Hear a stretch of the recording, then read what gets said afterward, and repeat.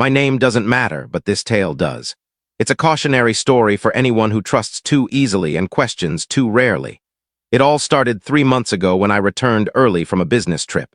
I work in logistics, traveling about twice a month, and this particular trip to Denver got cut short due to a blizzard.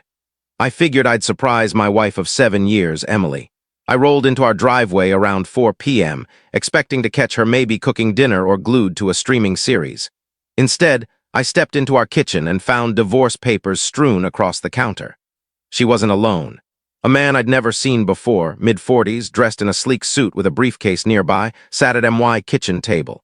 He looked up with a cold, calculating gaze and said, "You must be the husband."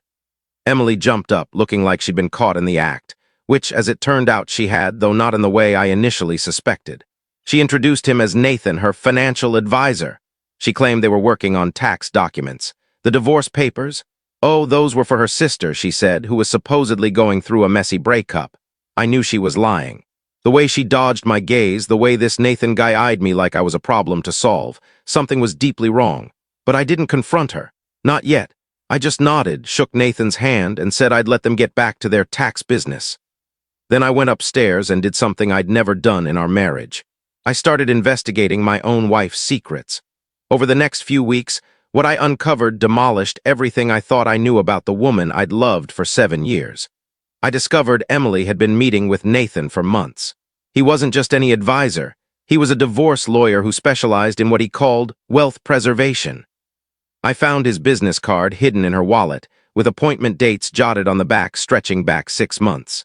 But that was only the beginning. The real shock came when I checked our finances. Emily had been carefully documenting everything I owned. She had photos of my watch collection, my tools, even my grandfather's antique desk. She'd been building a case that I was hiding assets from her. Worse, she'd been researching the value of our house. Not just researching, she'd had it appraised, twice. That house wasn't just any property to me, it was everything. It wasn't just a house. It was the home I grew up in, left to me by my grandmother, Margaret, when she passed away 5 years ago.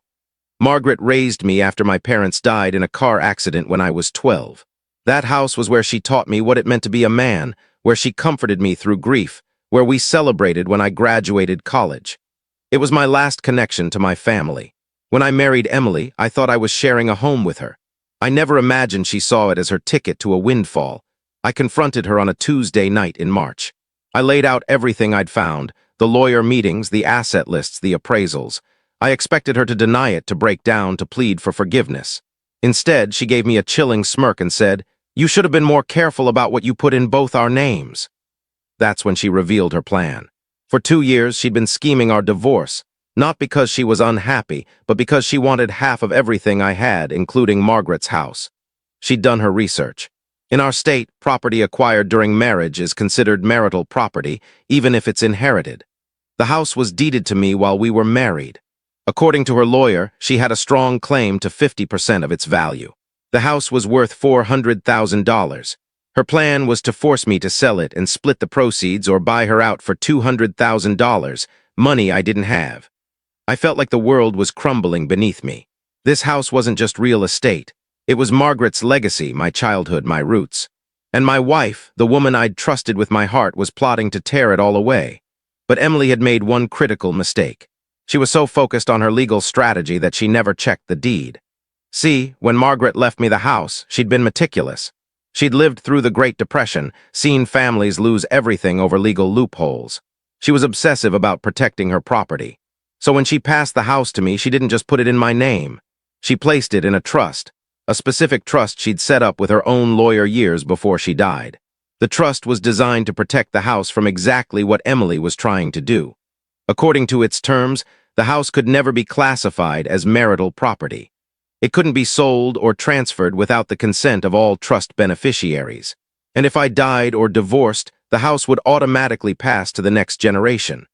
I'd never paid much attention to the legal details. I just knew Margaret had given me the house, and that was enough. But when I pulled out the original trust documents and read them closely, I realized Emily had no claim to the house at all. She'd been scheming to take something that was never legally mine to share with her. The divorce moved quickly after that. Emily was smug, almost triumphant. She flaunted those appraisals like they were her winning lottery ticket. She'd already picked out a condo she planned to buy with her share of the house sale. Nathan, her lawyer, was just as confident. He filed motions demanding the property be sold immediately. He prepared arguments accusing me of concealing assets and refusing to divide things fairly. They were certain they'd win. The court date was set for a Friday morning in May. I sat in that courtroom with my attorney, watching Emily and Nathan whisper eagerly at their table. She kept shooting me smug looks like she'd already banked the money. Nathan stood up and delivered his argument. He talked about marital property laws, inherited assets, and my supposed obligation to split the house with my wife of 7 years.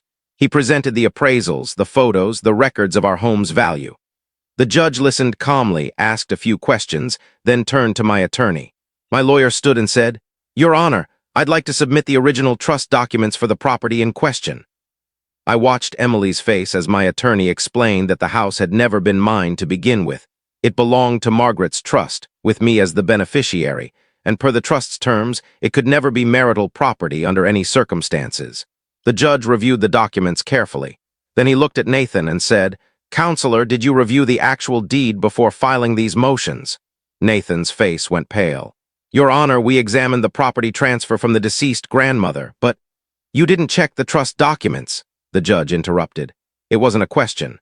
That's when I saw Emily's face turn ashen as the judge read Margaret's name on the deed, explaining that she was still listed as the legal owner through the trust structure. The judge dismissed all of Emily's claims to the house on the spot. Not only could she not get half its value, she couldn't get a cent. The house was untouchable. But the story doesn't end there because losing the house wasn't the worst of it for Emily. The real blow came next. Nathan had been so confident in his case that he'd been working on contingency. He'd expected to collect his fees from Emily's settlement. When the house claim was thrown out, he demanded immediate payment for 6 months of legal work. Emily didn't have the money.